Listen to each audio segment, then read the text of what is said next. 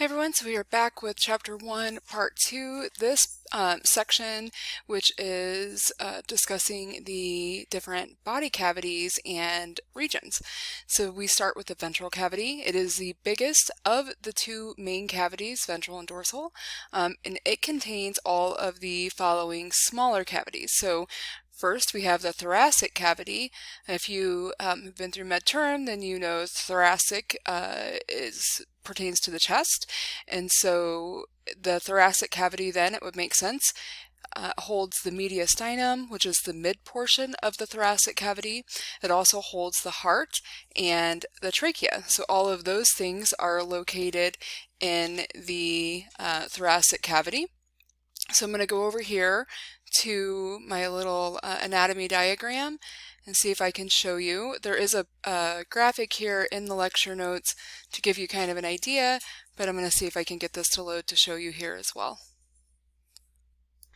Okay, I finally got this to load, so I'm going to take down the integumentary layers. Sorry about my dogs running around in the back. So I'm going to take out all of the skin sections, and this is what the thoracic cavity kind of looks like underneath all of the different layers of skin and tissue. And so if I take down the skeletal layer and remove the ribs, then you can see that it is the heart and the lungs. If I move out the respiratory layer and get rid of the lungs, you can see that there's the heart left and then the diaphragm, which the lungs sit on top of. So I'm going to put the lungs back in here, and you can see where the lungs sit on top of the diaphragm, which helps to control our breathing, and it's a big muscle that kind of separates the thoracic cavity from the abdominopelvic cavity, which we are going to talk about next.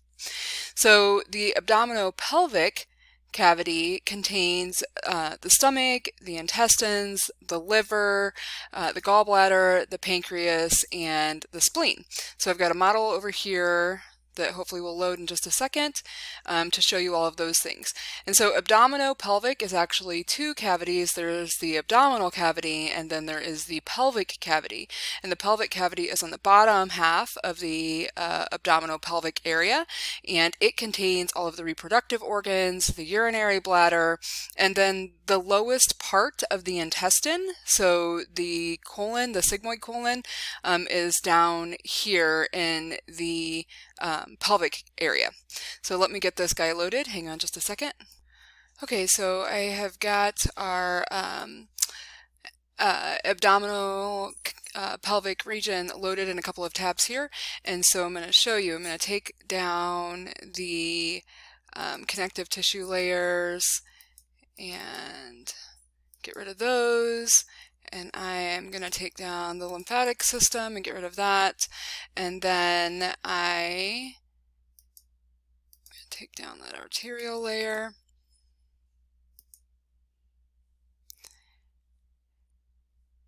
And then I'm going to move this out of the way so that we can kind of see what's underneath here. So underneath in this abdominopelvic cavity, on top of the liver here is where you would find the diaphragm that's going to separate the abdominal organs from those of the organs in the thoracic cavity. And so you can kind of see here that you've got all of your major organs, kind of with the exception of the heart and lungs and brain, live in this central portion of the abdominal cavity here in your body. And so let me get rid of the bones here, and you can see the kidneys on the back there.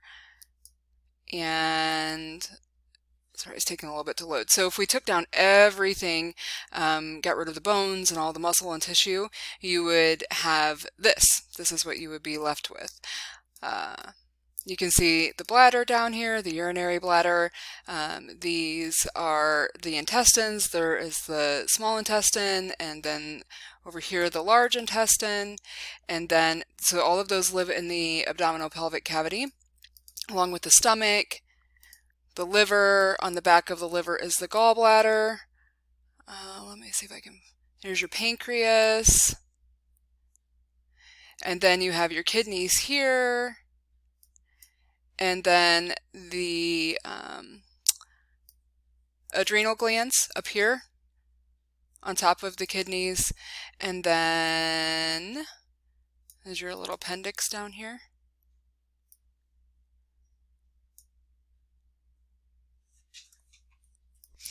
You have the ureters that drop the urine down into, sorry, I clicked on the wrong thing there.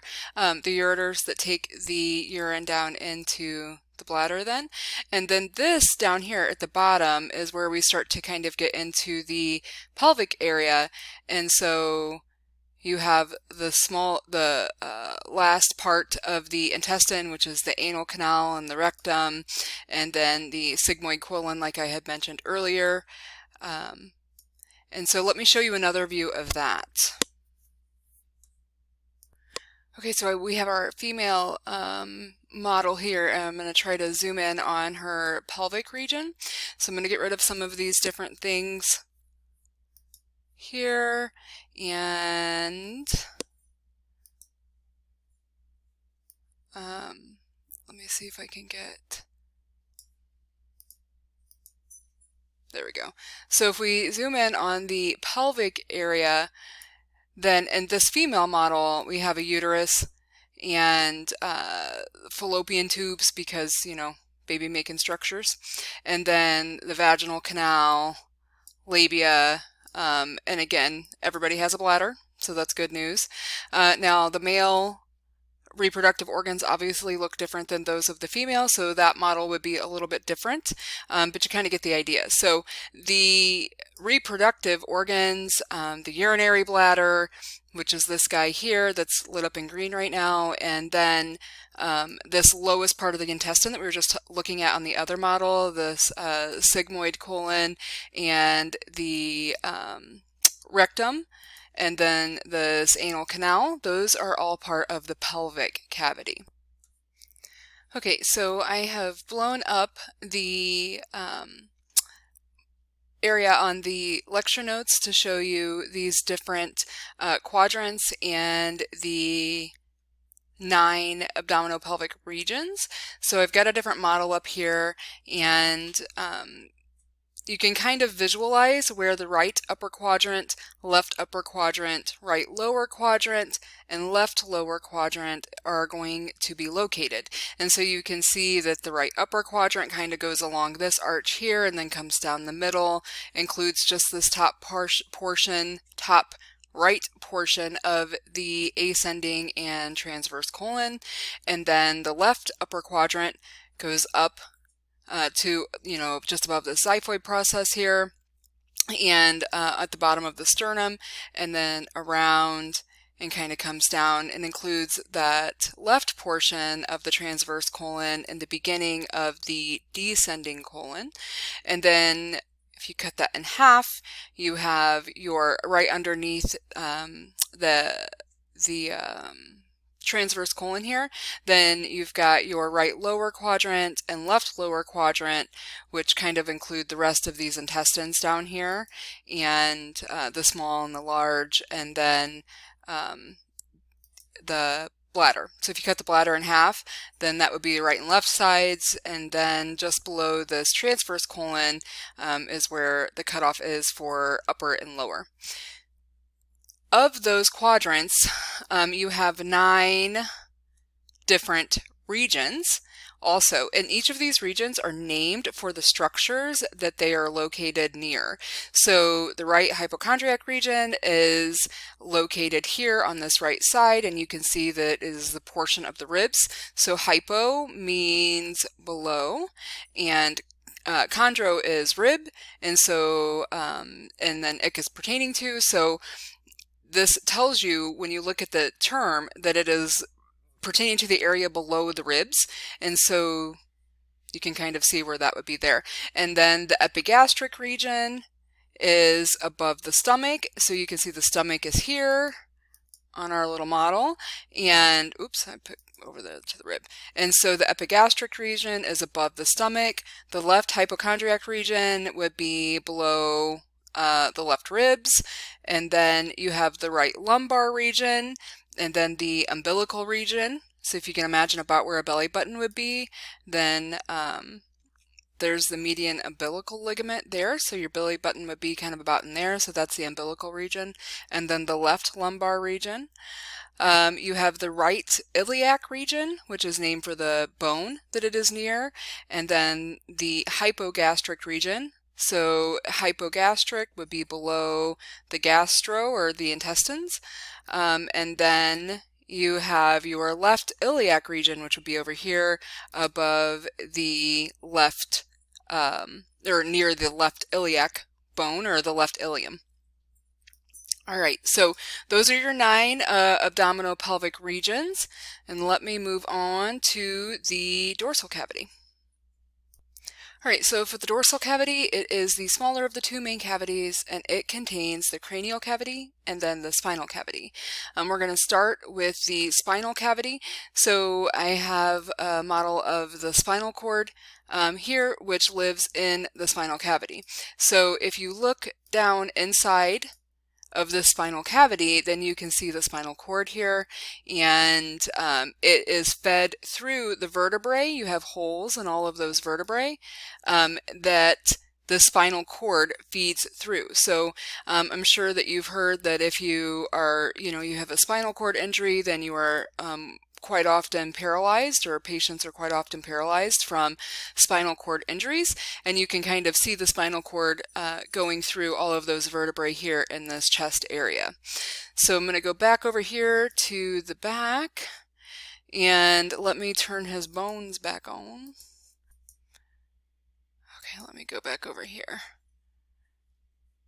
So his bones back on. Here we go.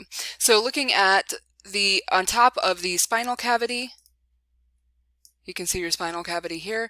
On top of the spinal cavity, you have the cranial cavity, and the only thing that lives inside of the cranial cavity is your brain. So we have the brain here, and all of the different brain structures. The only thing that lives in your brain, or in the cranial cavity, is your brain. That's it. So if you break down the term cranial, the word root crani, pertains to, and then add the suffix all, it is pertaining to the skull. If you break down the term spinal, it means pertaining to the spine. It literally tells you what it is that is included in those things. So in the spinal cavity is a spine, and in the cranial cavity means pertaining to the skull, and the only thing that lives in your skull is your brain. So that is the super simplified version of the spinal cavity and the cranial cavity contents. One other thing that you need to be aware of are the body regions. All right, so for sorry, I had to pause it and let this model load. So for the body regions, you have 2. You have the axial and the appendicular region. So the appendicular region is the extremities. It's the arms and the legs. So you got both arms, both legs, if a patient has those, or any combination of. So arms and legs, extremities, that is the appendicular region. Then you have the axial region. So that is the torso or the trunk, the neck, and then the head. All right. So I think that's pretty much it for this portion of the lecture, and I think there's one more portion coming up, so check that out soon. Thanks, guys.